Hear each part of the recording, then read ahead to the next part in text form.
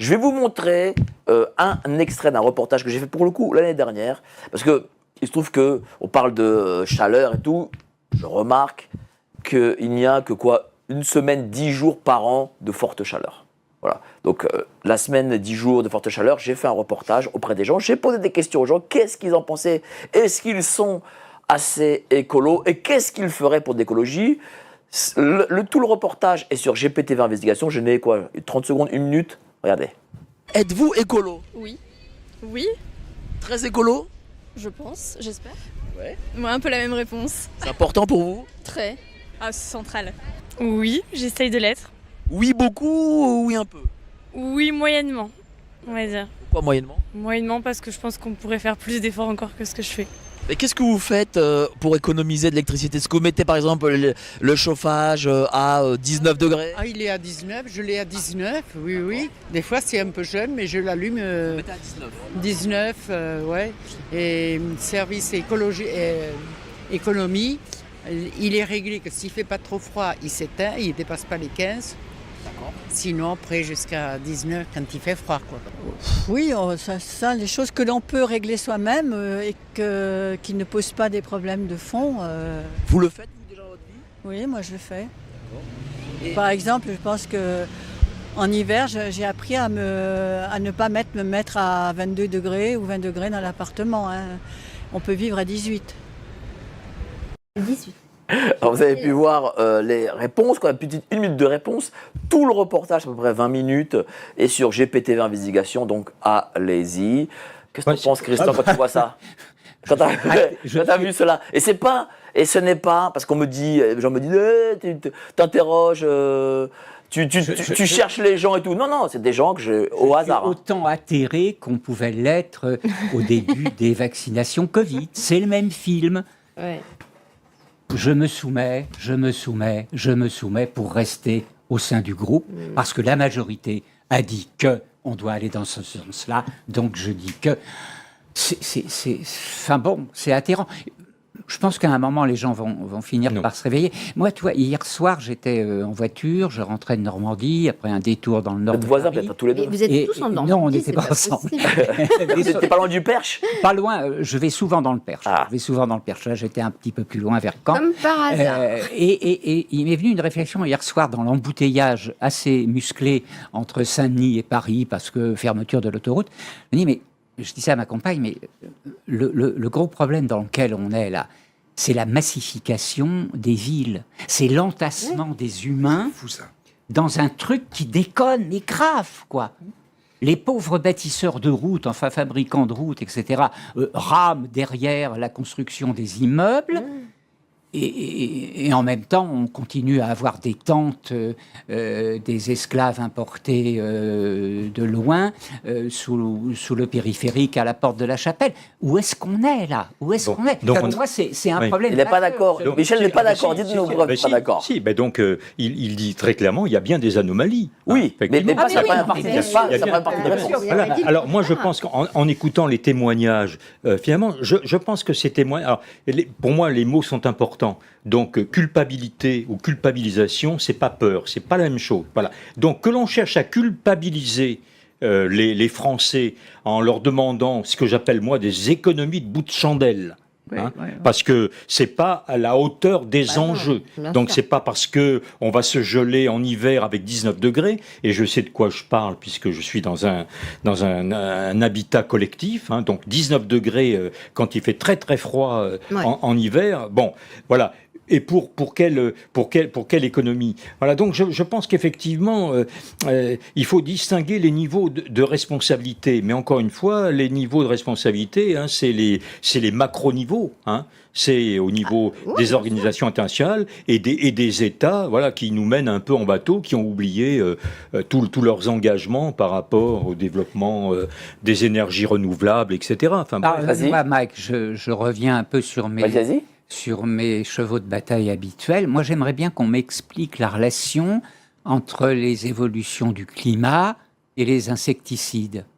Pour l'instant, je ne vois pas encore, mais excuse-moi, quand pendant 15 jours à Paris, tous les matins, j'ai les quadrillages des insecticides pour humains, toute la journée derrière, j'ai les nuages. Et le soleil, 3 minutes et demie dans la soirée, peut-être, les bons jours.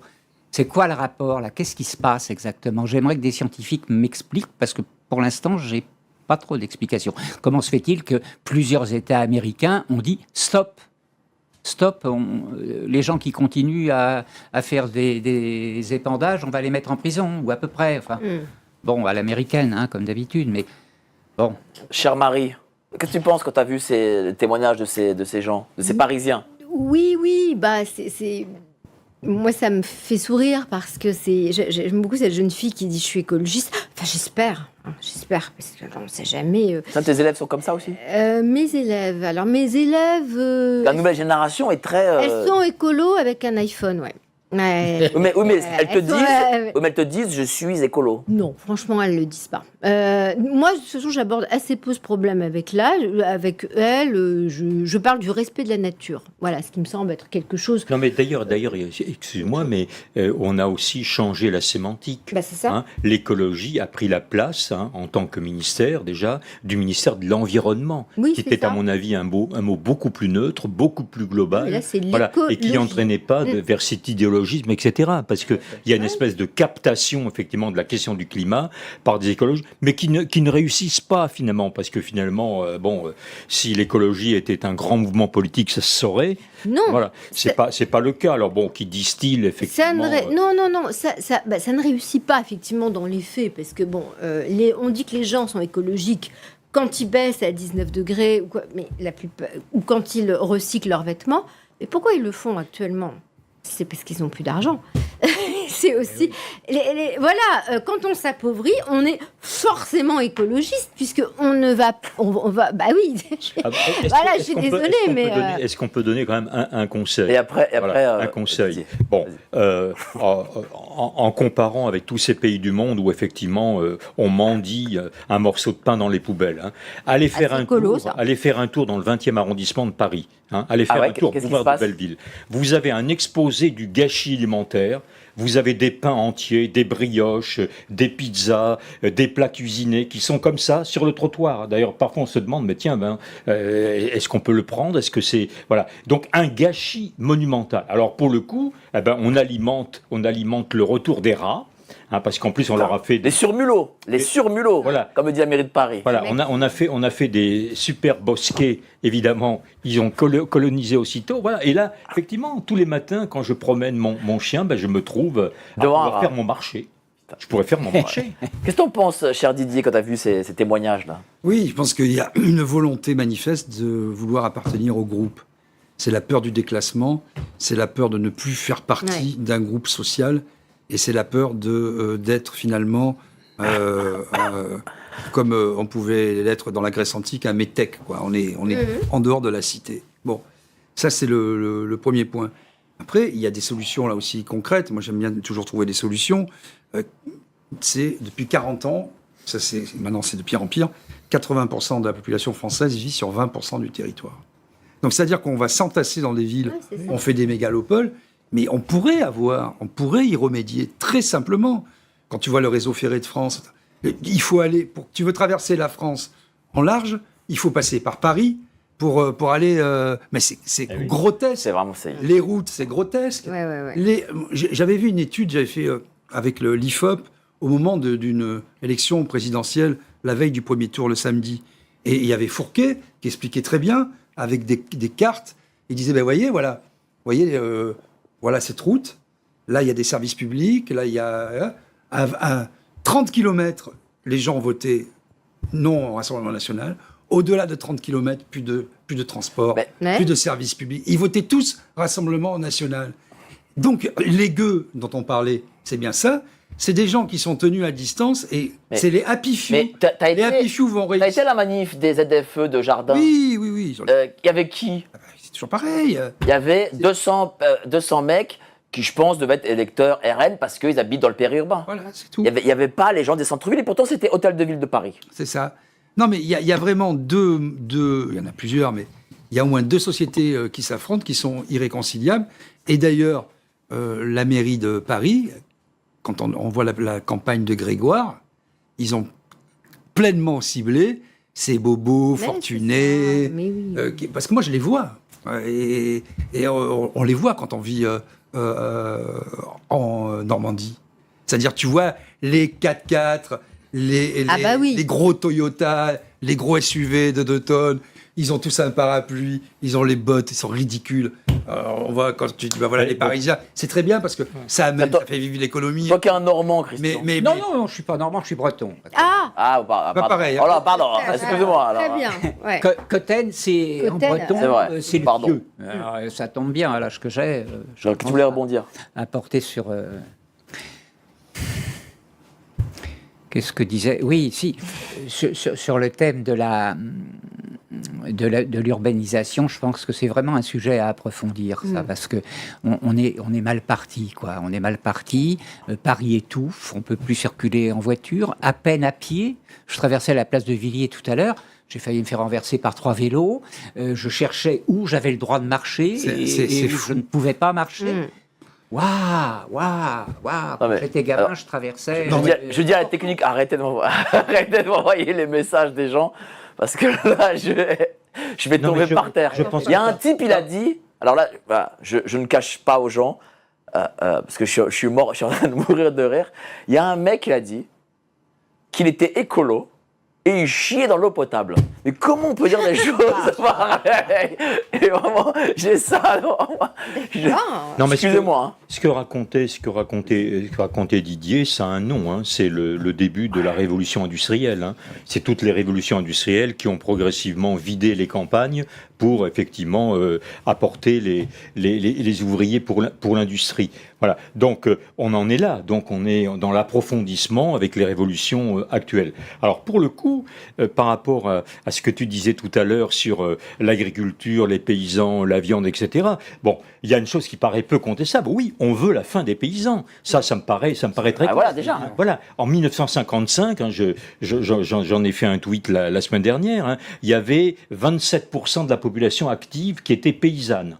En 1955. Aujourd'hui, on est entre 2 à 2,5% quand on tire bien les choses selon ce qu'on met à l'intérieur. Voilà. Et puis effectivement, l'histoire des vaccinations, de l'abattage systématique, Mercosur. Bon, là, il faut être évidemment imbécile pour pas voir les correspondances. Mais parce que là, effectivement, je pense que scientifiquement, on peut prouver les choses.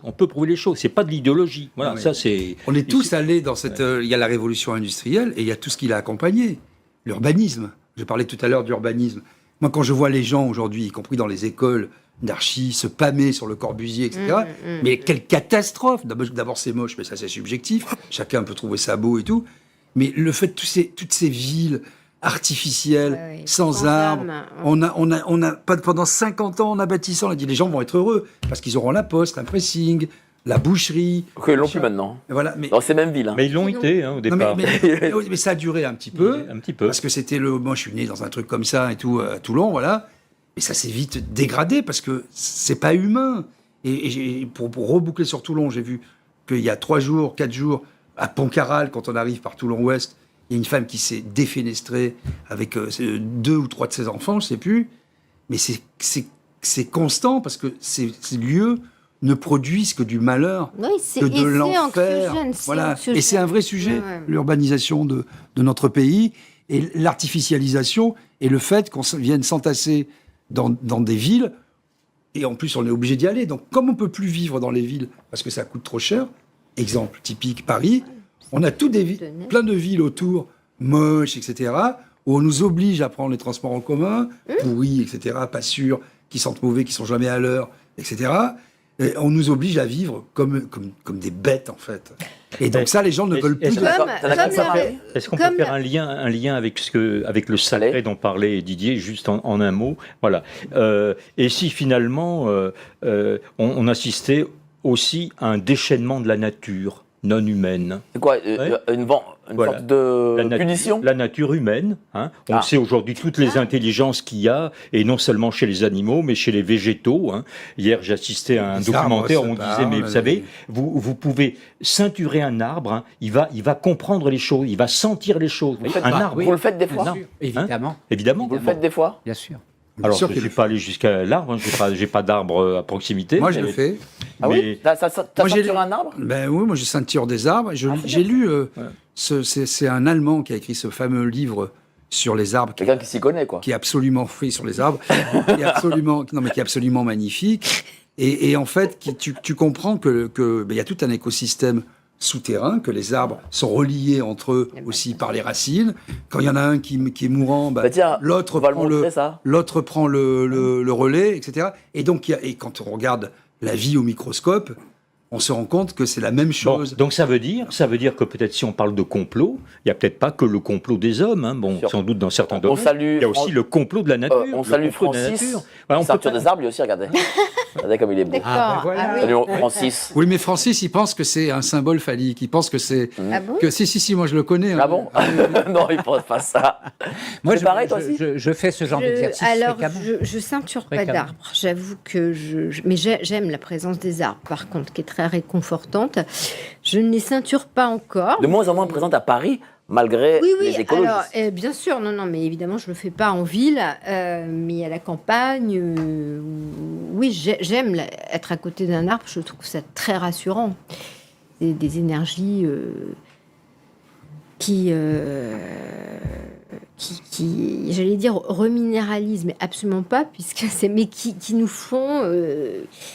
qui nous font connecter avec la nature. On est effectivement déconnecté de la nature avec les grandes villes et avec ces aires urbaines qui s'étendent pour des raisons évidentes, le travail, etc. On est attaché donc à la ville-centre.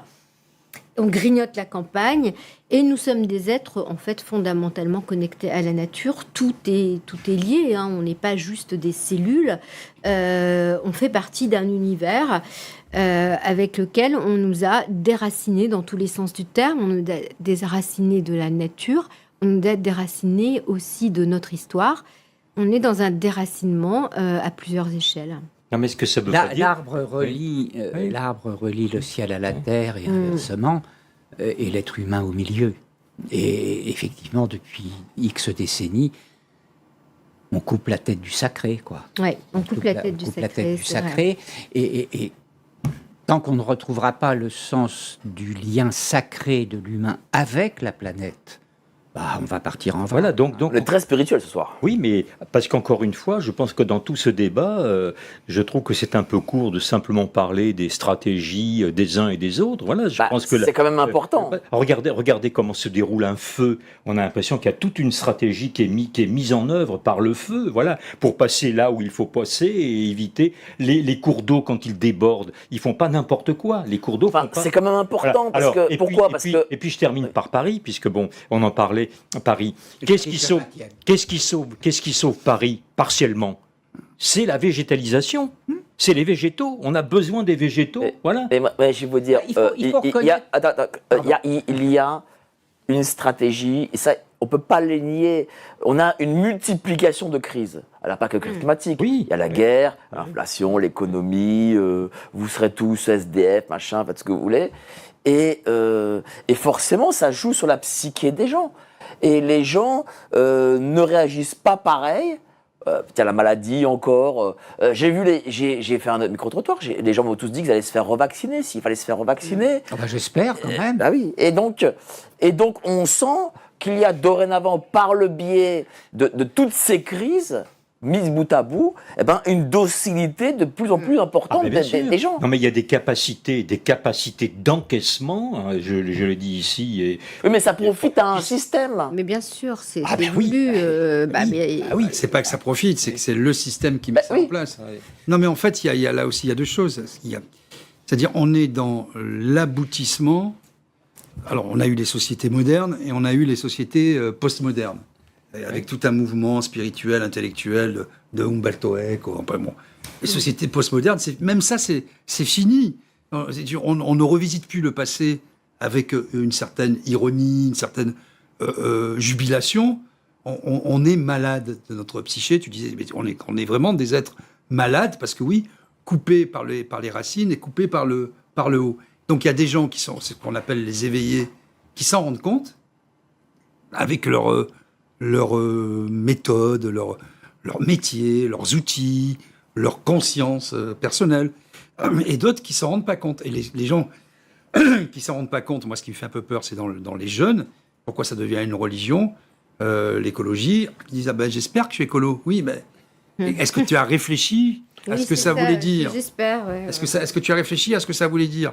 Alors, ça veut dire que là, on est dans une médiation, et où la personne qui a été interviewée, elle fait, c'est normal, c'est de son âge et tout, elle fait confiance à un système qui dit qu'il va la protéger, en triant ses poubelles, en faisant comme si en n'achetant pas de voiture, en faisant du covoiturage. Mais regarde, tiens, etc. t'as dit un truc très intéressant. En triant les poubelles. Mais ça, déjà, ça fait perdre de l'emploi. Oui. Moi, je vais faire Et on fait le travail. moi, j'ai un scoop, et c'est ma rébellion à moi. Je ne le fais plus depuis 3 ans. Moi, je fais pas. Très bien. J'ai jamais. Je le fais plus parce que d'abord, j'ai un ami qui avait monté une usine, qui avait repris une usine en région parisienne. Et bon, maintenant, ça a peut-être un peu évolué. Il a fermé ça il y a 5 ans. Il me disait, il y a 5 à 10%, allez au mieux, de tout ce que tu fais qui est recyclé. Bon, déjà, ça m'avait un peu refroidi. Chaque année, je vois ma facture augmenter dans des proportions invraisemblables pour ramasser des poubelles. Ah oui. J'en ai marre de passer des heures. Le carton, ma maison, c'est pas Voilà. c'est Mais pas on une paie- déchetterie, mais quoi. on paie quand même la taxe des Voilà. ordures ménagères. Donc maintenant, ils se démerdent. Et je ne veux même plus les végétaux, je mets tout, même les trucs polluants. Je le fais pas, les piles, tout ça, je le fais pas. Mais voilà, quoi, je vais crier. En parlant des bobos J'ai parisiens, plus envie. dans ma rue, et c'est pas une question d'âge, hein, c'est un mec, je pense qu'il a une 40aine d'années, un voisin, me croise avec un pack d'eau. Je transporte mon pack d'eau à la main. Normalement, on attend d'un homme un petit peu galant, sachant qu'on va... Moi, je t'aurais dans pris les ton pack moments- d'eau, hein. Mais je sais bien. Sache-le. Tu pourrais même porter sur les Bah, épaules. évidemment. Je sais bien. Évidemment. Évidemment. Et là, il me dit... parce que bon, c'est lourd quand même. Il me dit, je t'aurais bien aidé, mais c'est pas très écolo, tout ce plastique. Je trouvais ça extraordinaire. C'est fantastique, hein. Bon, mais le constat est exact, mais l'attaque est injustifiée. Parce qu'effectivement, on a quand même parlé pendant des années qu'il fallait remplacer les petits sacs où on mettait les légumes par des sacs en papier, de revenir au papier. Voilà. Et puis on a laissé filer tout ça. Il n'y a jamais eu autant de sacs en plastique dans les supermarchés. Oui, Voilà. non, mais- Les packs d'eau, effectivement. Non, mais oui, là, le lait, c'est voilà. Non, mais Tout là, le plastique. on est sur une tout le conscience plastique. politique vraiment de bas étage. Oui, bah oui, bien sûr. Bah oui, non, mais voilà, c'est... Oui. En tout cas, merci à vous quatre pour cette très belle émission. Didier, ton actu. Toujours pareil, je continue dans mes bouquins. Là, je vois que tu m'en as passé 3. J'en ai filé 3, t'as vu. Voilà, donc je vais devoir les chroniquer. Hein. Sylvain Ferreira, très bien. Claude Meunier-Berthelot et Laurent Ozan, mon ami Laurent Ozan. Ah oui. Et ça me fait plaisir, en fait. Non, mais ça me donne l'occasion. Je me rends compte qu'il y a des gens qui aiment profondément notre pays, en France. Ils en font partie. Et quand on voit le discours dominant, ça rejoint un peu notre sujet. Hein, c'est comme aimer la planète. Quand on aime la planète, on vit en Normandie, par exemple. On vit à la campagne, on se balade dans les forêts, il y en a plein. Il y a des forêts primaires. C'est absolument magnifique. Mais on ne fait pas chier les gens avec des sacs en toile de jute et en peau de lapin. Allez. Merci à toi, cher Didier. Voilà. Donc, et Michel. ça, c'est pareil. Vas-y. Laurent Ozon, quand il parle de la France et des néoconservateurs, il a une vision aussi pour le pays, et c'est encore quelqu'un qui réfléchit. Dans les partis politiques, ceux qui se présentent, et on le voit aujourd'hui, c'est le niveau, quand on voit Attal, Philippe, ils vont tous à Canossal. Ouais, je vais te faire une petite pardon, à annonce. Kiev. Oui, vas-y. Je serai au meeting d'Attal pour un Ah oui, reportage. ça c'est magnifique. Wow. Je vais samedi, je vais passer tout l'après-midi chez Gabriel Attal. Pauvre homme, je te Je vais plains. je vais faire un petit Tu as le reportage. sens du Et sacrifice. il paraît qu'il va diffuser le match, donc je me demande si je vais pas regarder le match chez lui, tiens. Tu as Je vais voir. vraiment le sens du sacrifice. Oui. Je vais voir les boomers en mouvement. Ah oui. Je les avais vus déjà une première C'était fois beau. l'année dernière. Ils sont beaux. Les LGBT Renaissance. Ça, Je vais voir mon ami Prisca. Oui. Il va sauver la France. oui. Oh, bonjour. Tu sais comment s'appelle le président de LGBT Renaissance? Non. Jean-Michel. Ah, c'est magnifique. Donc j'allais le voir. Je l'ai vu l'année dernière. Merci. Aucun rapport. Tu sais ce que disait quelqu'un à propos d'un maréchal français, hein, Il a des couilles au cul, mais c'est pas les siennes. Hein. C'est pour Lyoté, c'est pour le maréchal Lyoté. C'était pour Lyoté qui était un peu efféminé. Quoi, voilà. Oui, enfin, Plus cher Michel. assumé, oui. c'est- Annonce. Alors, Voilà, on annonce, sait. donc il y aura un 4e livre sur la pile de David, là, c'est Didier, pardon. Il est pas encore là. Donc c'est voilà, donc Voilà. c'est notre ami. Dans la tête de Macron, c'est livre de Michel Fize aux éditions Géopolitique Profonde. Voilà. Ah, t'as ouvert le crâne de Macron. Voilà, donc j'ai trouvé la couverture Elle est belle, la remarquable. couverture. Et Ah puis ouais. il y a des citations en latin, des vraies et des fausses, hein, c'est assez remarquable. Voilà, donc on aura l'occasion d'en reparler. On va, au on mois va de- faire Tu vois, des ça émissions m'inquiète parce spéciales. que quand tu mets Macron, la télé même réagit, c'est ça l'intelligence artificielle. Tu mets le cerveau de Macron et apparaît mode veille imminent. C'est Voilà. magnifique. Hein. Ben, c'est le cas des personnes Il y qui a sont même très marqué appuyez sur un bouton pour qu'il reste allumé. Mais lequel Mais lequel? Bon, alors ceci étant, Allez-y. j'annonce quand même que je vais prendre congé Ah oui, pendant 3 mois. de cette émission. Je vais prendre mes quartiers d'été. Alors non pas pour manger du perche, mais plutôt du bar ou autre. J'espère que vous ne serez pas à la Baule, parce Ouais, qu'à la Baule, en ce ouais. moment, c'est chaud. Hein. Voilà. Non, je serai un peu plus bas, donc en Vendée. Voilà, mais je serai toujours présent parce que bon, GPTV fait aussi des visios avec Nicolas. Là. Bah oui, mais oui. Voilà, donc je serai, et puis en pensée, je serai évidemment parmi vous. Mais on pourra aussi me retrouver sur ma toute petite chaîne Comment ça très s'appelle confidentielle qui s'appelle La Minute de Michel Fize. Voilà, je fais des petits shorts D'une minute. de 10 secondes à 1 minute, à D'accord. 3 minutes maxi. Excellent. Bon, donc voilà, ce livre qui arrive dans la tête de Macron. Excellent livre, vraiment. Je vous le conseille. De toute façon, on va tourner des émissions. On va en faire des émissions aussi pour le mois de juin, même si on se diffusera pour le mois de juin des émissions flippant. avec Michel. En tout cas, merci à vous, cher Michel. Christian, voilà, il faut l'annoncer. Voilà, annonce-le. Tu sais que les gens ne me croient pas. Hein. Les gens ne me croient pas. Oui, Pourtant, je l'ai annoncé ce week-end, mais ils ne me croient pas. Vas-y. C'est un peu technique ce qui se passe. C'est un tout petit peu technique. Décembre 24, dépôt d'une plainte. Contre qui? X. D'accord. X. Mais qui À touche qui? l'époque, oui, parce que classiquement, quand on pose une plainte devant un juge d'instruction, c'est contre X, parce que Bon. on ne sait pas à l'avance qui va être le Très bien. X en question. Enfin, quels vont être tous les X possibles. X Et ou donc- Y en plus, il peut y avoir. Merci. Merci Didier, XY en plus. Oui. Donc, dépôt de cette plainte sur différents motifs, 8 au total, usurpation, faux, viol sur mineur par personne ayant autorité, mariage illégal, quand escroquerie même, au oui. jugement, atteinte aux intérêts Les fondamentaux. 4 de la ont été nation. retenus. L'année dernière, juin, je rappelle rapidement le Vas-y. historique. Juin, un premier juge d'instruction, un petit jeune qui sort de l'école ou presque, qui décide l'irrecevabilité de ma plainte au motif que je n'aurais pas assez d'intérêt à agir. Bah si, mon chéri, je fais partie des 40 millions d'électeurs qui ont été roulés dans la farine au moment des élections 2017 et 2022, au motif que, bah oui, on nous a raconté une histoire qui était radicalement fausse et que le réel, c'est qu'on nous a fait élire comme président un gamin de 14 ans qui a été mis sous emprise par un adulte de 47 et pas 39.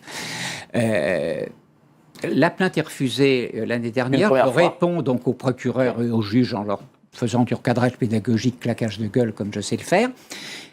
Et cette année, alors derrière on leur sert 56 parties civiles complémentaires, 22, puis 33. J'en ai encore plus de 50 sous le coude. On leur sert la partie civile d'Alexandra Brazinville qui rajoute le motif de transphobie, parce que D'accord. lorsqu'elle se présente elle se balade dans la rue, Alexandra Brazinville est née hermaphrodite, accompagnée par précisément la mère de Macron à l'époque où elle était à la sécurité sociale.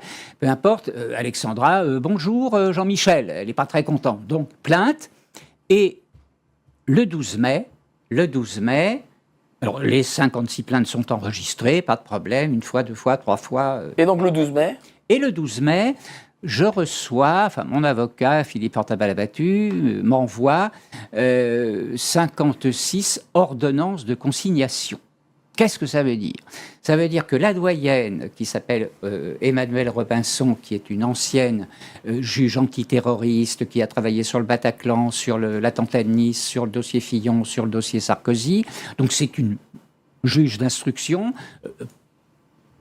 possible candidate à la noyade dans un étang ou dans un canal. C'est comme ça qu'on fait avec les juges d'instruction dans ce pays. Mais attends, j'ai un petit scoop là pour toi. Vas-y. Je vais te raconter ça tout de suite. Cette juge prend la décision de demander des consignations, c'est-à-dire qu'en clair, elle accepte d'ouvrir une instruction. Elle a laissé de côté volontairement les motifs délictuels. Je comprends pourquoi, la relation avec le parquet, les arguments du parquet. Vas-y. OK.